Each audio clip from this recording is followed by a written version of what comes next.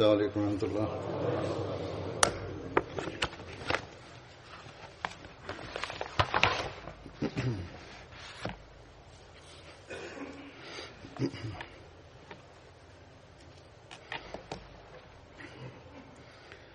أشهد أن لا إله إلا الله وحده لا شريك له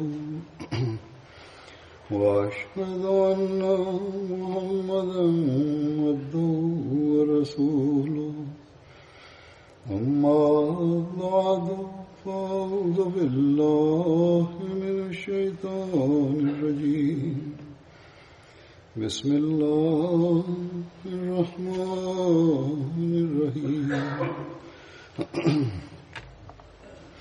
الحمد لله رب العالمين الرحمن الرحيم مالك يوم الدين إياك نعبد وإياك نستعين اهدنا الصراط المستقيم صراط الذين أنعمت عليهم غير المغضوب عليهم ولا الضالين.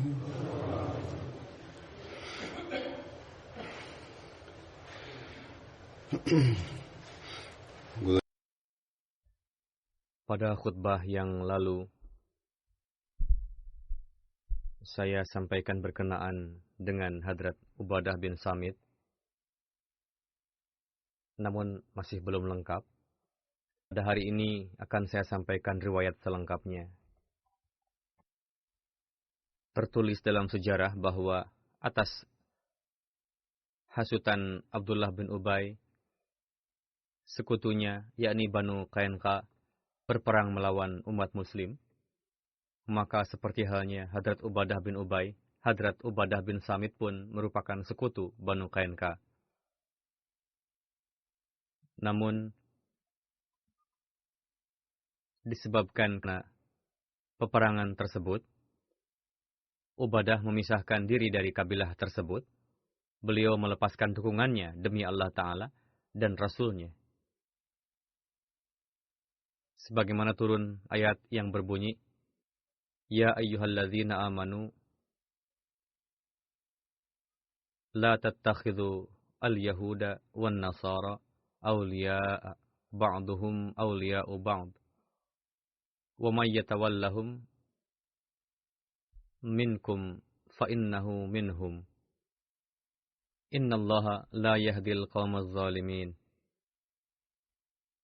Hai orang-orang yang beriman, janganlah kamu mengambil orang-orang Yahudi dan orang-orang Nasrani menjadi penolong.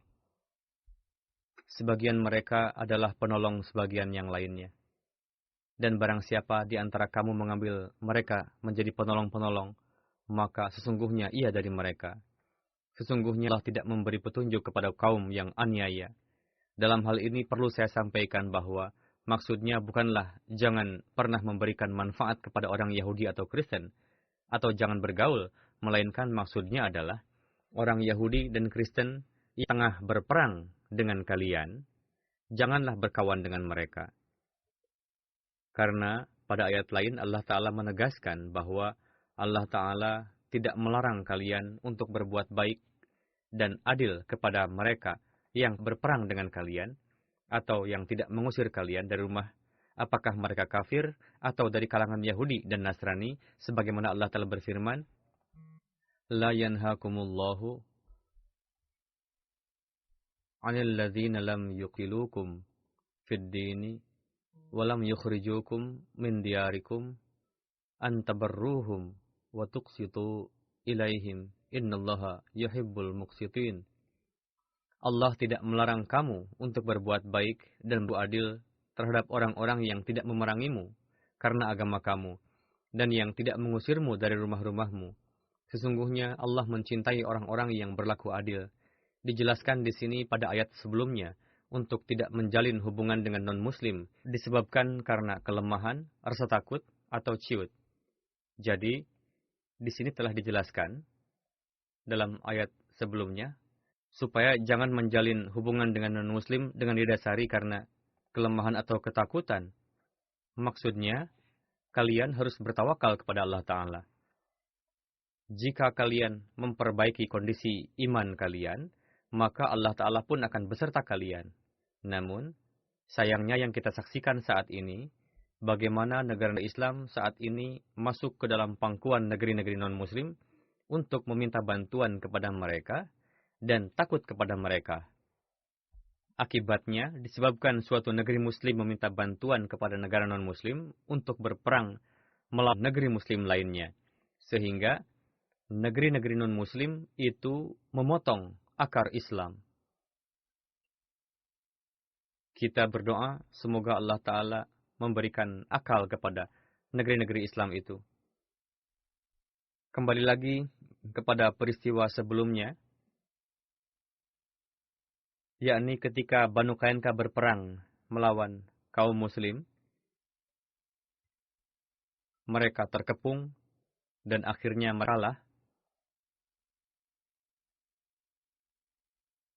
Berkenaan dengan itu, dalam buku Sirat Khatamun Nabiyyin dijelaskan bahwa setelah kalah pada perang tersebut, Banu Qainqa diperintahkan untuk diusir.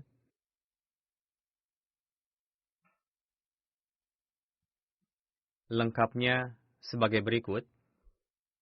Dengan karunia Allah Ta'ala, meskipun jumlah pasukan muslim sedikit dan dilengkapi persenjataan kadarnya, namun mendapatkan kemenangan telak dalam melawan pasukan Quraisy yang besar pada perang Badar, sehingga para penguasa Mekah mengalami kehancuran. Kondisi itu menimbulkan kemarahan besar yang terselubung di kalangan kaum Yahudi Madinah. Akhirnya secara terang-terangan, mereka mulai menampakkan kekesalannya atas umat muslim. Mereka mulai mengoceh dalam majelis-majelis dengan mengatakan, apalah istimewanya dapat mengalahkan Laskar Quraisy? Coba Muhammad Sallallahu Alaihi Wasallam berperang melawan kami, maka akan mengetahui bagaimana rasanya. Pernah suatu ketika, mereka mengatakan hal serupa kepada Rasulullah dalam suatu majelis, sebagaimana diriwayatkan, ketika Rasulullah datang di Madinah pasca perang Badar, suatu hari Rasul mengumpulkan warga Yahudi, lalu memberikan nasihat dan menyampaikan pendakwaan beliau, lalu menyeru mereka kepada Islam. Setelah mendengar ceramah Rasul yang penuh dan simpati, para tokoh Yahudi merespon dengan mengatakan, "Wahai Muhammad Sallallahu Alaihi Wasallam, mungkin kamu menjadi sombong setelah berhasil membunuh beberapa orang Quraisy. Mereka tidak memahami strategi perang. Jika kau perang melawan kami, kamu akan mengetahui bagaimana lawan yang sebenarnya." Mereka tidak hanya melontarkan ancaman itu saja, bahkan mereka mulai membuat makar untuk membunuh Rasulullah Sallallahu Alaihi Wasallam. Sebagaimana diriwayatkan, ketika seorang Muslim yang mukhlis bernama Talha bin Bara menjelang wafat, beliau berwasiat dengan mengatakan, jika aku mati pada malam hari, tidak perlu mengabarkan Rasul untuk menyolatkan jenazah saya, supaya jangan sampai karena aku, Rasulullah mengalami penderitaan yang ditimpakan oleh orang Yahudi. Maksudnya, Rasul akan datang untuk salat jenazah pada malam hari, sehingga orang Yahudi dapatkan kesempatan baik untuk mencelakai beliau. Pasca perang Badar, mereka mulai melakukan kenakalan-kenakalan secara terang-terangan, sebagaimana Banu Qainqa merupakan kabilah yang paling tangguh dan berani di Madinah. Karena itu merekalah yang paling pertama melanggar perjanjian. Para sejarawan menulis, di antara penduduk Yahudi Madinah, Banu Qainqa lah yang paling pertama melanggar perjanjian yang telah dibuat antara mereka dengan Rasulullah. Pasca perang Badar, mereka mulai membangkang dan menzahirkan permusuhan dan kedengkian secara terang-terangan dan melanggar perjanjian. Meskipun mendapatkan perlakuan seperti itu, umat muslim tetap sabar mengikuti petunjuk sang junjunan dan tidak mengambil langkah sendiri. Bahkan dalam hadis diriwayatkan bahwa setelah dibuat kesepakatan antara umat muslim dan Yahudi, Rasulullah memberikan perhatian khusus untuk membahagiakan orang Yahudi.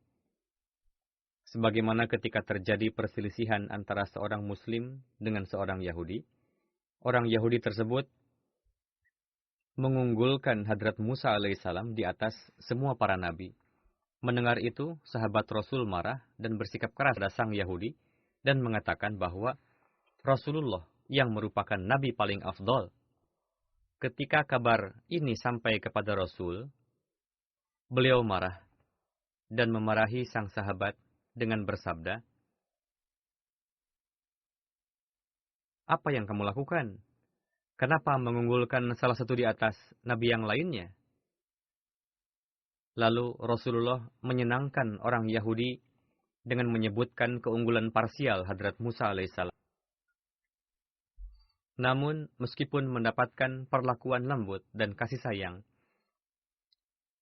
orang-orang Yahudi itu semakin menjadi-jadi dalam kejahatannya, dan pada akhirnya, Yahudilah yang menjadi sebab terjadinya perang. Kebencian yang membara di dada mereka sudah tidak dapat terbendungkan lagi. Awal mulanya adalah suatu hari ada seorang wanita muslimah pergi ke pasar untuk membeli sesuatu di toko milik seorang Yahudi. Ada beberapa orang Yahudi yang sedang berada di toko tersebut berbuat ulah yang nakal terhadap wanita muslim tersebut. Begitu juga pemilik toko tersebut dengan cara memasangkan duri atau kail pada ujung kain bagian bawah wanita itu, sehingga ketika wanita tersebut pergi meninggalkan tempat itu karena muak terhadap ulah mereka, pakaian wanita itu tertarik dan terbukalah auratnya. Melihat keadaan si wanita itu, orang-orang Yahudi tadi mengolok-olok dan menertawakan dengan keras. Sementara sang wanita merasa malu dan berteriak meminta bantuan. Kebetulan saat itu ada seorang pria muslim berada di sekitar itu, lalu datang mendekat dan terjadilah perkelahian di sana. Yahudi pemilik toko itu terbunuh, menyebabkan kawan-kawan Yahudi lainnya menyerangnya dengan pedang, dan akhirnya pria muslim pun syahid di tempat itu. Umat muslim yang mendengar kabar tersebut langsung naik pitam dan memperlihatkan solidaritas tinggi, lalu datang ke tempat tersebut.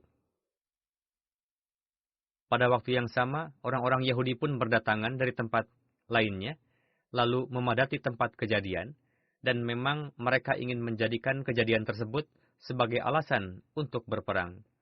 Setelah Hadrat Rasulullah menekan kabar akan kejadian tersebut, lalu beliau mengundang para tokoh Banu Qainqa dan bersabda, "Perbuatan seperti ini tidaklah baik, hentikanlah kenakalan seperti ini, dan takutlah kepada Tuhan." Alih-alih menzahirkan penyesalan, rasa malu, dan meminta maaf, justru orang-orang Yahudi itu malah menjawabnya dengan sombong dan mengulangi lagi ancaman sebelumnya dengan mengatakan, "Jangan engkau sombong karena telah menang pada peperangan Badar. Ketika berhadapan dengan kami, baru kamu akan tahu musuh yang sebenarnya." Akhirnya, Rasulullah membawa sekelompok sahabat ke benteng Banu Qainqa. Itu merupakan kesempatan terakhir bagi mereka untuk menyesali perbuatannya. Ketika Rasulullah berangkat membawa sekelompok sahabat, hendaknya orang-orang Yahudi itu menyesali perbuatan aniayanya dan sejak berdamai. Namun, mereka malah bersiap-siap untuk berperang. Diumumkanlah untuk bersiap berperang, Lalu kedua pasukan siap-siap untuk bertempur. Sesuai dengan peraturan perang pada zaman itu, mereka berada di balik benteng pertahanannya, sedangkan pihak lawannya mengepung benteng tersebut.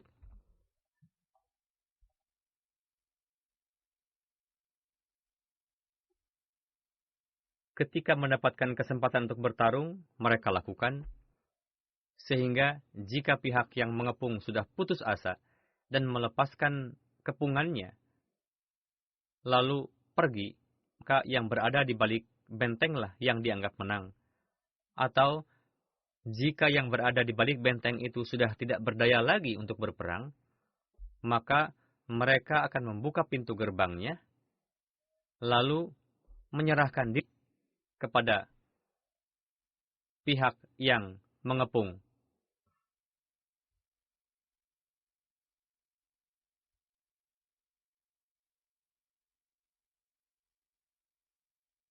Pada saat itu pun, itulah yang dilakukan oleh Banu Qainqa. Mereka tetap berada di dalam benteng. Rasulullah mengepung sekitar benteng tersebut secara terus-menerus selama 15 hari. Pada akhirnya, ketika semua keangkuhan Banu Qainqa hilang, mereka membuka pintu gerbang benteng dengan memberikan persyaratan yang menyatakan bahwa harta mereka akan menjadi milik umat muslim, namun umat muslim tidak diberi hak atas nyawa dan keluarga mereka. Rasulullah menyetujui persyaratan mereka, meskipun berdasarkan syariat Musa dalam Taurat menyatakan bahwa dalam kondisi demikian mereka semua wajib dibunuh, dan sesuai perjanjian sebelumnya, syariat Musa lah yang seharusnya diterapkan. Namun ini merupakan pelanggaran pertama kaum tersebut, dan tabiat Rasulullah yang penuh kasih dan pemaaf tidak cenderung pada hukuman puncak yang merupakan obat terakhir. Sementara di sisi lain, kabilah yang melanggar perjanjian penuh kedengkian, yang mana jika tetap dibiarkan berada di Madinah, sama saja dengan memelihara musuh dalam selimut, khususnya ketika sekelompok munafik dari kabilah Aus dan Khazraj tinggal sebelumnya di Madinah. Adapun dari arah luar, penentangan seluruh Arab telah benar-benar menyusahkan umat muslim. Dalam kondisi demikian, keputusan yang mungkin diberikan oleh Rasulullah adalah mengusir Banu Qainqa dari Madinah. Jika melihat pelanggaran mereka, dan jika memperhatikan kondisi pada zaman itu, hukuman seperti itu sebetulnya merupakan hukuman yang sangat ringan. Karena yang tersirat dari hukuman itu hanyalah semata-mata untuk pencegahan. Maksudnya, supaya umat muslim Madinah tetap terjaga.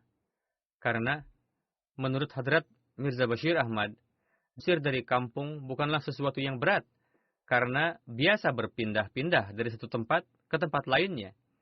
Khususnya jika suatu kabilah tidak memiliki harta kekayaan tidak bergerak, tanah atau kebun, seperti halnya Banu Qainqa yang tidak memiliki harta tidak bergerak, maka seluruh kabilah mendapatkan kesempatan mudah untuk meninggalkan tempatnya, berpindah ke tempat lain dengan tenang. Lalu Banu Qainqa meninggalkan Madinah menuju negeri Syam dengan aman. Untuk mengawasi dan mengatur keberangkatan dan lain-lain, Rasulullah menugaskan sahabat beliau bernama Hadrat Ubadah bin Samit. Beliau sebelumnya merupakan salah satu dari antara sekutu Banu Qainqa. Lalu Ubadah bin Samit ikut mengantar mereka sampai sekian jauh, lalu melepas mereka dan kembali pulang. Sementara harta rampasan yang berpindah ke tangan umat muslim hanya peralatan perang saja, atau alat-alat yang digunakan untuk mencari nafkah oleh mereka. Selain benda-benda itu, tidak ada yang lainnya. Berkenaan dengan hal ini, terdapat keterangan lebih lanjut dalam Siratul Halbiyah, Di dalamnya tertulis bahwa Hadrat Rasulullah memerintahkan untuk mengusir orang-orang Yahudi itu dari Madinah untuk selama-lamanya. Tugas untuk mengusir mereka diberikan kepada Hadrat Ubadah bin Samit. Mereka diberikan tenggang waktu selama 3 hari untuk meninggalkan Madinah. Setelah berlalu 3 hari, orang-orang Yahudi itu meninggalkan Madinah. Sebelumnya, mereka meminta izin pada Hadrat Ubadah untuk ditambahkan lagi waktunya lebih dari 3 hari. Namun, Hadrat Ubadah menolaknya dengan mengatakan, 1 menit pun tidak akan ditambahkan untuk kalian. Lalu Hadrat Ubadah mengantar mereka dalam pengawasannya, dan mereka menempati lapangan-lapangan di sebuah kampung di negeri Syam. Masih banyak sekali riwayat hadis yang disampaikan oleh Hadrat Ubadah bin Samit. Salah satu di antaranya adalah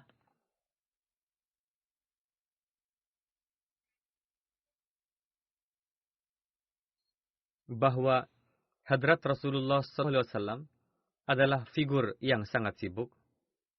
Untuk itu, jika ada orang dari kalangan muhajirin datang ke hadapan Rasulullah, maka Rasulullah menyerahkannya kepada salah seorang dari antara kami untuk jarkannya Al-Quran dan ilmu agama.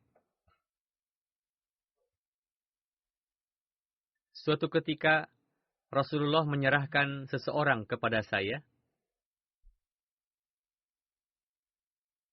lalu tersebut tinggal bersama saya di rumah dan ikut serta makan bersama dengan kami. Saya mengajarkan kepadanya Al-Quran. Ketika orang tersebut akan pulang setelah selesai belajar, ia berpikir untuk memberikan sesuatu hadiah kepada saya karena saya telah mengkhidmatinya dan mengajarnya Al-Quran.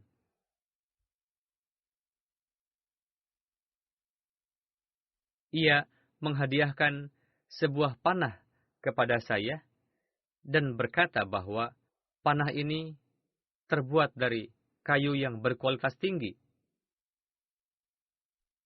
Saya tidak pernah melihat panah yang lebih baik dari itu.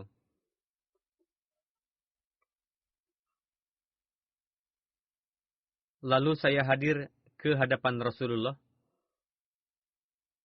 dan menanyakan pendapat Rasulullah bahwa ada yang memberikan hadiah seperti itu kepada saya. Rasul bersabda, ini merupakan bara api yang kamu gantungkan sendiri di tengah-tengah pundakmu. Yakni, orang itu memberikan kepadamu hadiah karena kamu telah mengajarkannya Al-Quran. Dan itu sama saja dengan mengambil bara api.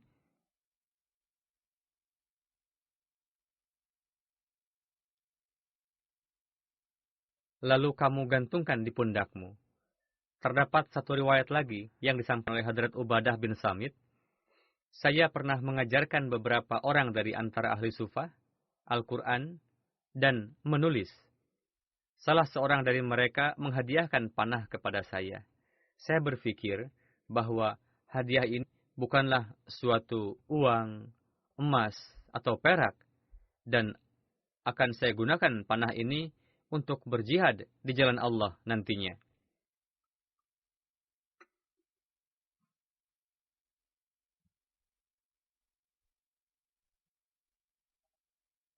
Lalu saya tanyakan kepada Rasulullah. Rasul bersabda, jika kamu suka menggantungkan bara api di leher, silahkan terima.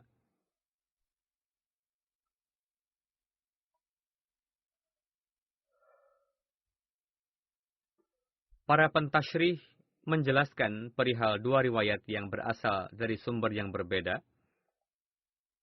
Seolah-olah hadiah panah tersebut merupakan imbalan karena telah mengajarkan Al-Quran. Dan perbuatan itu tidak disukai oleh Rasulullah. Walhasil, riwayat ini merupakan pelajaran bagi mereka yang secara pribadi menjadikan pengajaran Al-Quran sebagai sarana untuk menghasilkan pendapatan. Hadrat Rashid bin Huwaish meriwayatkan, suatu kali Rasul berkunjung ke rumah Hadrat Ubadah bin Samit untuk menjenguk Hadrat Ubadah.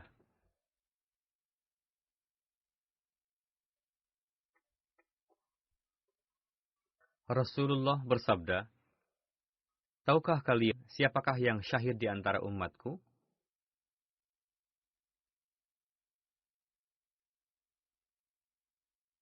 Lalu orang-orang yang ada di sana saling memandang satu sama lain.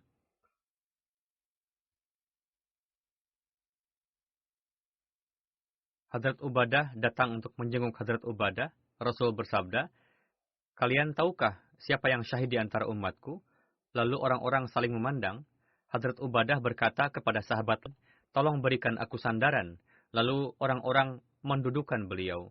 Hadrat Ubadah berkata, "Wahai Rasulullah, Tuan bertanya, siapakah orang yang syahid itu?"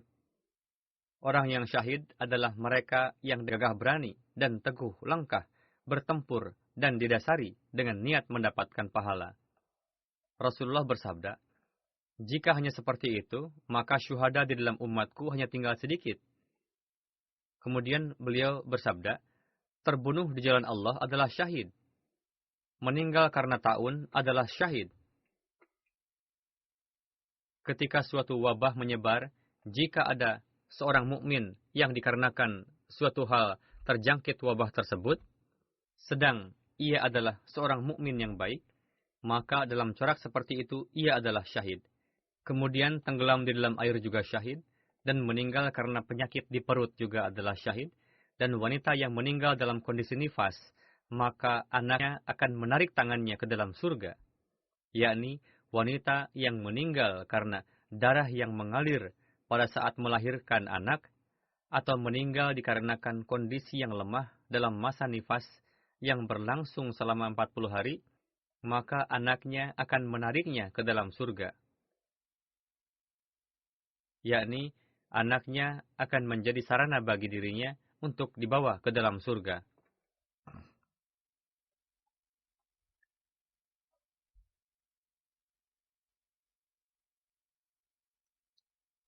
Ada satu riwayat lain yang mirip dengan riwayat dalam Sahih Bukhari yang telah saya jelaskan tadi, diriwayatkan dari Abu Hurairah, bahwa Rasulullah Shallallahu Alaihi Wasallam bersabda, syahid ada 5 macam, yakni orang yang meninggal karena ta'un, orang yang meninggal karena penyakit di perut, orang yang meninggal karena tenggelam, orang yang meninggal tertimpa runtuhan, dan orang yang di jalan Allah. Sekarang ini ta'un telah dinyatakan sebagai sebuah tanda bagi Hadrat Masih Maud alaihissalam. Saat ini ta'un tersebut telah menjadi tanda bahwa orang-orang yang beriman kepada Hadrat Masih Maud alaihissalam dengan keimanan yang sejati, maka ta'un tidak akan menyerangnya. Oleh karena itu, dalam kasus ini, coraknya betul-betul menjadi berbeda. Namun secara umum, jika ada suatu wabah tersebar, dan jika ada seorang mukmin yang sempurna meninggal dikarenakan wabah tersebut, maka sesuai dengan sabda Rasulullah, ia adalah syahid. Ismail bin Ubaid Ansari meriwayatkan, Hadrat Ubadah berkata kepada Hadrat Abu Hurairah, "Wahai Abu Hurairah, Anda tidak bersama kami ketika kami baiat kepada Rasulullah. Kami berbaiat kepada beliau dengan syarat akan mendengar dan taat, baik kondisi kami sedang semangat ataupun lemah, akan membelanjakan harta di jalan Allah, baik dalam kondisi lapang maupun sempit, akan melakukan amar bil ma'ruf dan nahi anil munkar, akan menyampaikan kebenaran mewujud Allah Ta'ala, dan kami tidak akan memperdulikan celaan orang-orang yang mencela dalam melaksanakannya, dan kami akan menolong Nabi Karim SAW ketika beliau datang ke Madinah Munawwarah, dan demi jiwa serta anak istri kami akan melindungi beliau." Ini adalah semua perkara yang atasnya kami telah berbaiat, yang sebagai balasannya ada janji surga bagi kami. Jadi, inilah baiat Hadrat Rasulullah SAW yang mana kita telah baiat untuknya. Barang siapa yang melanggarnya, maka ia telah merugikan dirinya sendiri. Barang siapa yang memenuhi syarat-syarat baiat kepada Rasulullah tersebut, maka dikarenakan baiat tersebut, Allah Ta'ala akan memenuhi janji yang disampaikan melalui perantaraan beliau Sallallahu Alaihi Wasallam. Suatu kali, Hadrat Muawiyah menulis surat kepada Hadrat Utsman Ghani bahwa dikarenakan Hadrat Ubadah bin Samit Syam dan penduduk Syam membuat kegaduhan menentangku, panggillah Ubadah untuk menghadap Anda, atau aku yang akan pergi dari Syam. Hadrat Utsman menulis, siapkanlah tunggangan untuk Hadrat Ubadah, lalu berangkatlah beliau ke rumah beliau di Madinah Munawwarah. Lalu Hadrat Muawiyah memberangkatkan beliau dan sampailah beliau di Madinah Munawwarah. Hadrat Ubadah lalu datang ke rumah Hadrat Utsman. Di sana beliau tidak mendapati seorang sahabat yang lain selain Hadrat Utsman yang sedang duduk di sudut rumahnya. Kemudian Hadrat Utsman mengarahkan perhatian kepada beliau dan berkata, "Wahai Ubadah bin Samit, apa masalah engkau terhadap kami?" Maka Hadrat Ubadah berdiri menghadap orang-orang dan berkata, "Aku mendengar Rasulullah bersabda, sepeninggalku akan ada orang-orang yang menjadi penguasa kalian, yang akan memperkenalkan kepada kalian perbuatan-perbuatan yang kalian tidak sukai. Dan mereka tidak menyukai perbuatan-perbuatan yang menurut kalian itu adalah baik. Jadi janganlah mentaati orang yang tidak taat kepada Allah. Walhasil, janganlah kalian melanggar batas-batas Allah Ta'ala." Ada beberapa perkara yang dapat menimbulkan perbedaan pendapat. Demikianlah Hadrat Amir Muawiyah dan Hadrat Ubadah bin Samit berbeda pendapat mengenai beberapa perkara. Di dalam khutbah yang lalu juga disampaikan bahwa di masa Hadrat Umar suatu kali terjadi juga peristiwa seperti itu. Dan karena Hadrat Ubadah bin Samit termasuk di antara para sahabat awalin, dan beliau mendengar langsung mengenai berbagai permasalahan dari Hadrat Rasulullah. Oleh karena itu,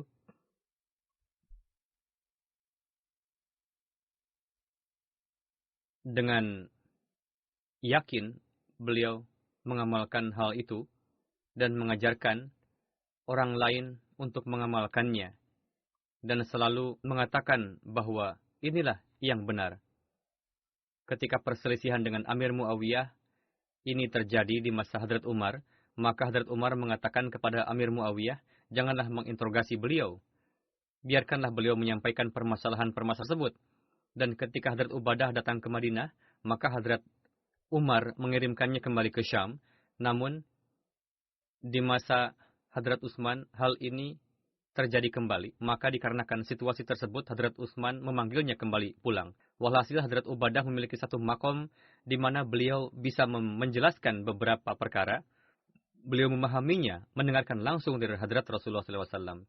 Dan disebabkan hal ini, beliau berselisih pendapat dalam beberapa perkara. Misalnya, dalam masalah jual beli, masalah barter, masalah perdagangan, mengenai ini pun ada beberapa bahasan yang sangat luas. Tidak bisa dijelaskan sekarang. Dalam hal ini pun beliau berselisih pendapat dengan Amir Muawiyah. Bagaimanapun, beliau mempunyai dalil-dalil dan memberikan penjelasan sesuai dengan itu. Demikian juga Amir Muawiyah. Namun, bukanlah tugas semua orang untuk berselisih seperti ini selama belum ada nas yang jelas dari Al-Quran dan hadis, dan di zaman ini ada penjelasan yang telah diberikan oleh Hadrat Masih Maud alaihissalam. Hal mendasar yang sangat penting dan harus diingat dalam peristiwa ini adalah janganlah melanggar batasan-batasan Allah Ta'ala, tetaplah berada di dalamnya. Inilah yang harus dikedepankan oleh Ahmadi. Kemudian tetaplah berada dalam batas-batas ketaatan. Atta meriwayatkan bahwa saya bertemu dengan Walid, yang adalah putra dari Hadrat Ubadah bin Samit, sahabat Hadrat Rasulullah SAW. Saya bertanya kepadanya, apa wasiat dari ayah Anda, yakni Hadrat Ubadah, ketika meninggal? Ia menjawab, beliau, yakni Hadrat Ubadah, memanggil saya dan berkata, wahai anakku, takutlah kepada Allah. Dan ketahuilah bahwa engkau tidak bisa bertakwa kepada Allah Ta'ala selama engkau tidak beriman kepada Allah dengan keimanan yang sempurna dan beriman kepada segala takdir yang baik maupun yang buruk. Jika engkau mati di atas akidah yang lain ini, maka akan masuk ke dalam api. Diriwayatkan dari Hadrat Anas bin Malik bahwa suatu kali Rasulullah datang ke rumah Hadrat Ummi Haram binti Mulhan yang adalah istri Hadrat Ubadah bin Samit.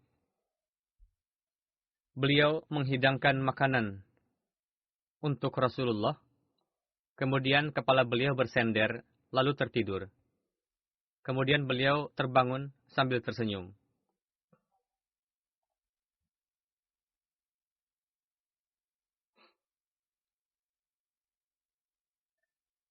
Hadrat Ummu Haram bertanya, "Wahai Rasulullah, apa yang membuat Anda tersenyum?"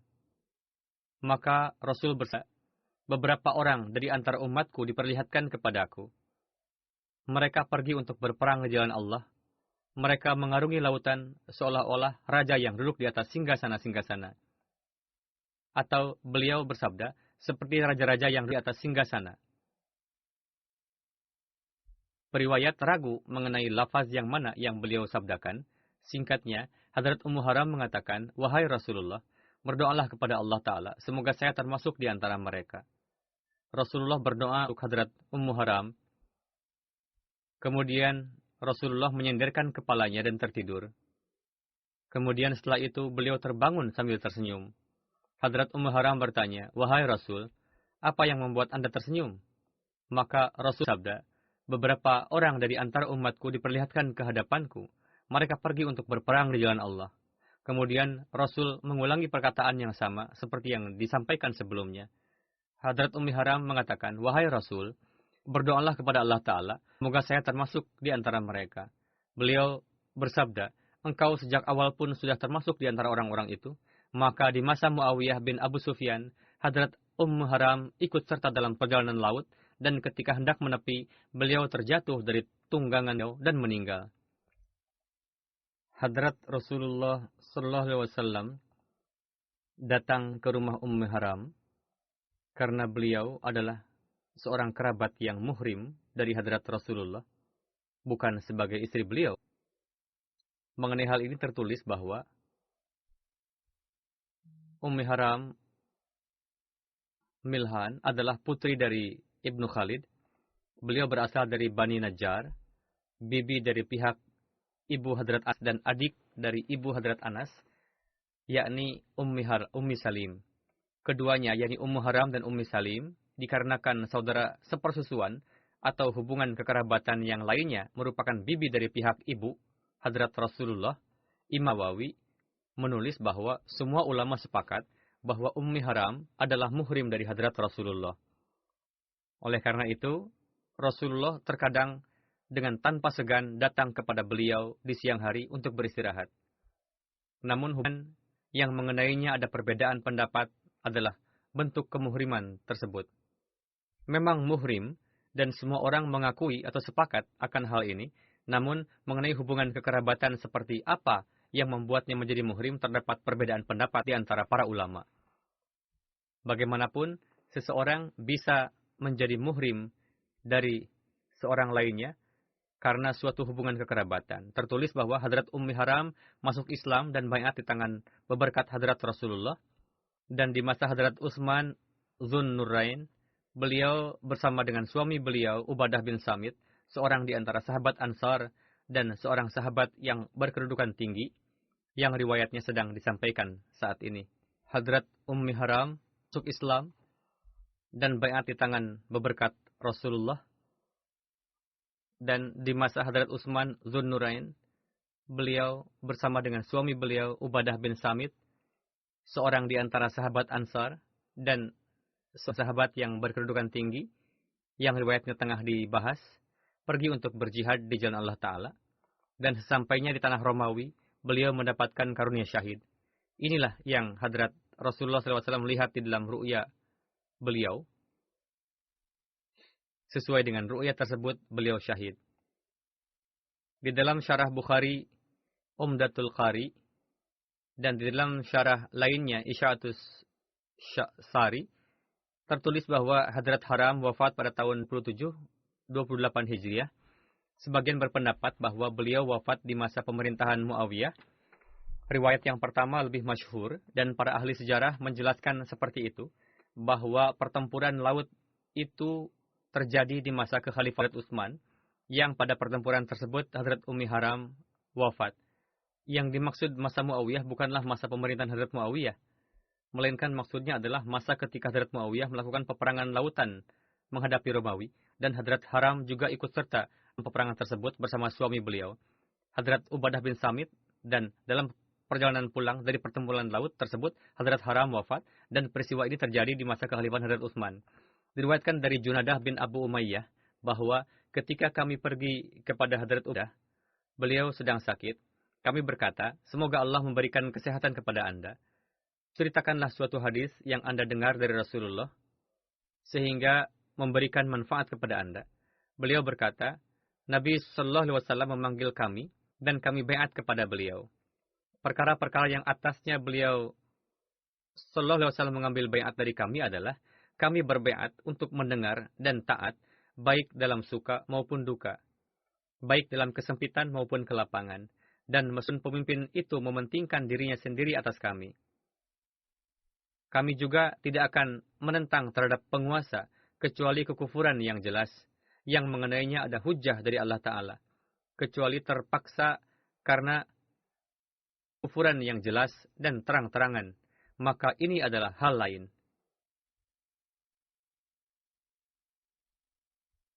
Dan itu pun jika memiliki kapasitas untuk melakukan itu.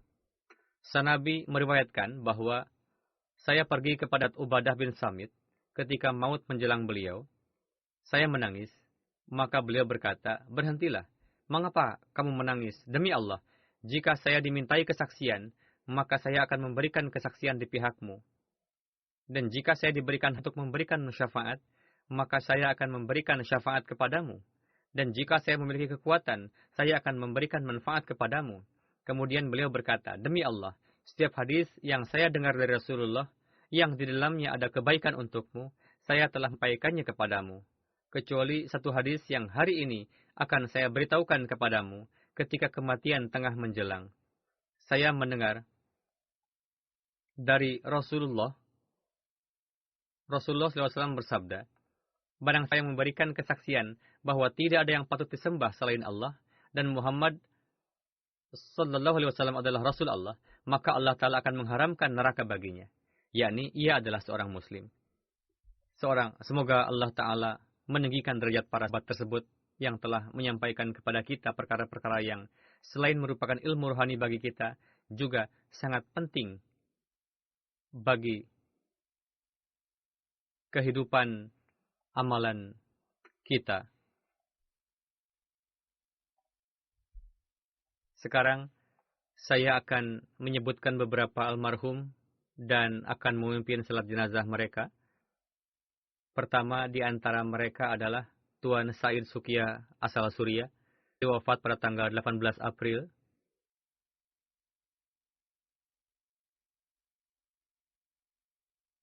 Informasi diterima terlambat. Innalillahi wa inna ilaihi raji'un. Almarhum termasuk di antara anggota Suriah yang sangat mukhlis dan lama. Beliau telah khatam Al-Quran Karim pada usia 5 tahun. Beliau mahir kaidah-kaidah tajwid dan qiraah Al-Quran semenjak kecil. Beliau mengajar tajwid Al-Quran kepada banyak anggota ahli. Yang terhormat Tuan Munirul Husna sangat mempercayai beliau. Beliau menempuh pendidikan hukum, namun tidak senang menjadi penasihat. Lalu beliau menempuh pendidikan guru. Kemudian beliau termasuk di antara guru-guru hebat di seluruh negeri. Beliau telah mengajar di beberapa daerah dan meningkat hingga jabatan kepala sekolah. Almarhum sangat gemar tabligh. Beliau senantiasa tabligh pada tiap orang. Beberapa tahun silam ketika Arabic Desk menerbitkan ulang buku-buku bahasa Arab Hadrat Aqdas Masih Maud alaihi salam, yakni terjemahkan ulang dan diterbitkan, beliau menelaah semuanya dan mengatakan bahwa setelah sekian lama menjadi Ahmadi, kini saya tahu apa yang sebenarnya disabdakan Hadrat Maud alaihi salam. Sekarang kali pertama saya mengetahui hakikat jemaat. Kini saya mendapat pengetahuan baru tentang Ahmadiyah Islam hakiki. Setiap orang yang mengenal beliau menceritakan karakter beliau seperti akhlak beliau, pergaulan baik beliau, kedermawanan beliau, gairat beliau, dan suka membantu orang lain tanpa ingin balas jasa. Dan sangat terkesan dengan beliau, serta tiap orang yang mengenal beliau mencintai beliau karena karakter-karakter beliau tersebut. Beliau tenggelam dalam pekerjaan beliau sendiri. Beliau periang. Beliau adalah ayah yang baik, suami yang mukhlis. Link persahabatan beliau amat luas. Beliau dawam salat ibadah. Kapanpun beliau menerima uang, beliau langsung bayarkan candahnya. Acap kali beliau menyerahkan semua uang yang beliau dapat. Beliau meninggalkan 3 anak laki-laki dan 3 anak perempuan. Putra sulung beliau adalah Tuan Muhammad dan putra bungsu beliau adalah Jalaluddin. Keduanya Ahmadi. Semoga Allah Ta'ala mengasihi dan mengampuni beliau dan meninggikan derajat beliau, mengabulkan doa-doa beliau untuk keturunan beliau dan menganugerahkan taufik kepada anak-anak yang lain untuk mengenal kebenaran. Jenazah kedua adalah yang terhormat Tuan At-Tayyib Al-Ubdi asal Tunisia yang wafat pada tanggal 26 Juni dalam usia 70 tahun. Innalillahi wa inna ilaihi raji'un. Beliau adalah Ahmadi satu-satunya di daerah beliau. Beliau sangat mukhlis, sangat mencintai jemaat dan imam saat ini. Beliau juga mencintai khilafat. Beliau hampir melewati sepanjang usia di masjid-masjid. Beliau pecinta Al-Quran. Beliau adalah insan yang banyak berzikir. Setelah mengenal jemaat, tanpa tunggu lama, beliau sampai di pusat dan segera baiat. Beliau pecinta kalam Hadrat Aqdas Masih Maud alaihi salam. Menempuh perjalanan menggunakan kereta api untuk sampai di pusat hampir 5 jam guna menunaikan salat Jumat. Beliau insan sangat pemberani. Siapapun yang beliau jumpai, beliau perkenalkan jemaat kepadanya. Beliau mendapat banyak tekanan dari keluarga dan lingkungan. Tetapi beliau dalam keimanan. Pada hari pertama baiat, beliau mulai bayar candah dengan tulus hati. Ketika beliau mengetahui nizam al-wasiat, beliau segera berwasiat. Beliau banyak menganjurkan kepada para pemuda untuk infak fisabilillah dan mengatakan bahwa berkat infak fisabilillah banyak berkah dalam harta saya. Almarhum juga mendapat taufik untuk haji ke Baitullah. Beliau mencintai jemaat dan khilafat.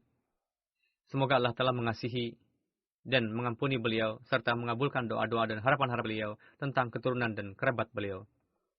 Jenazah ketiga adalah yang terhormat Nyonya Amatus Syakur, putri sulung Hadrat Khalifatul Masih yang ketiga, rahimahullahu ta'ala.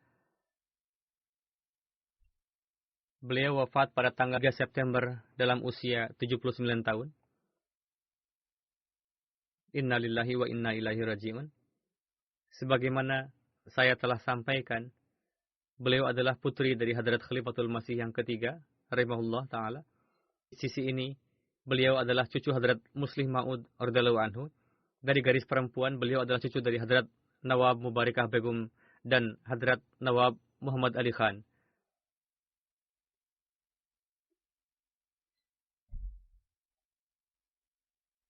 Beliau lahir pada bulan April tahun 40 di Kadian. Beliau menempuh pendidikan dasar di Kadian, kemudian mendapat gelar BA di Lahore. Beliau 2 kali menikah. Pertama menikah dengan putra Nawab Abdullah Khan yang bernama Syahid Khan. Dari beliau dikaruniai keturunan 2 anak laki-laki dan 3 anak perempuan. Salah satu anak laki-laki beliau adalah Amir Ahmad Khan. Beliau seorang wakaf zindagi dan sedang bekerja di Tahrik Jadid. Kedua cucu beliau saat ini sedang menempuh pendidikan di Jamiah. Pernikahan kedua dilakukan dengan Dr. Mirza Laik. Dari beliau tidak dikaruniai keturunan. Beliau tidak banyak melakukan pengkhidmatan jemaat. Namun umumnya beliau mendapat taufik untuk bekerja dalam beberapa lembaga atau bidang dalam jemaat di berbagai corak. Setiap penulis surat menulis bahwa beliau bekerja dengan kami begitu rendah hati dan suka membantu. Beliau sangat gemar menulis dan membaca. Beliau juga menulis riwayat hidup Hadrat Amajan, kemudian menulis tentang hidup Hadrat Nawab Mubarikah Begum, sahibah, yang berjudul Mubarikah Ki Kahani atau Mubarikah Ki Zabani. Kemudian buku yang ketiga yang rancangannya sudah komplit, namun belum bisa diterbitkan karena 1-2 hal. Buku tersebut terdiri atas riwayat hidup istri Hadrat Mirza Syarif Ahmad radhiyallahu anhu, yang bernama Hadrat Buzainam radhiyallahu anha. ketiga buku ini adalah literatur bagus bagi lajnah?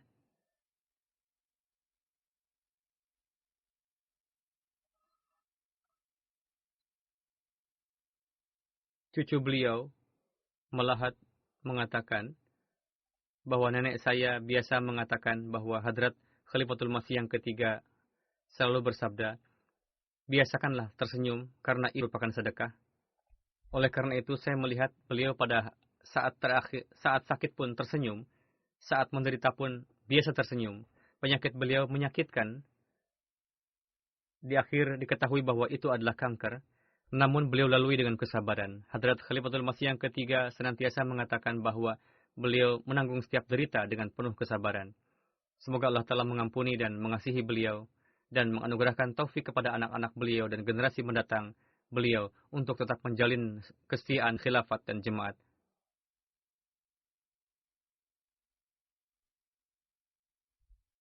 Ada yang terlupa karena ijtima khudam sudah dimulai. Salat zuhur atau salat Jumat akan dijamak dengan salat asar.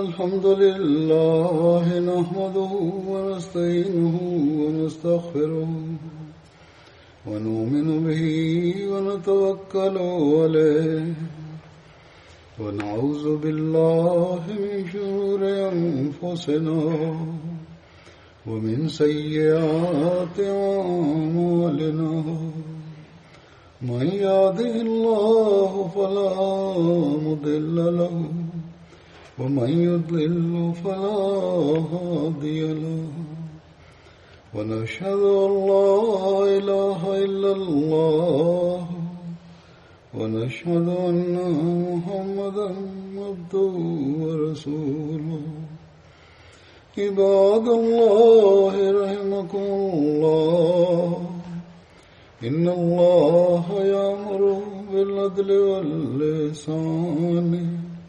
وإيتاء ذي القربى وينهى عن الفحشاء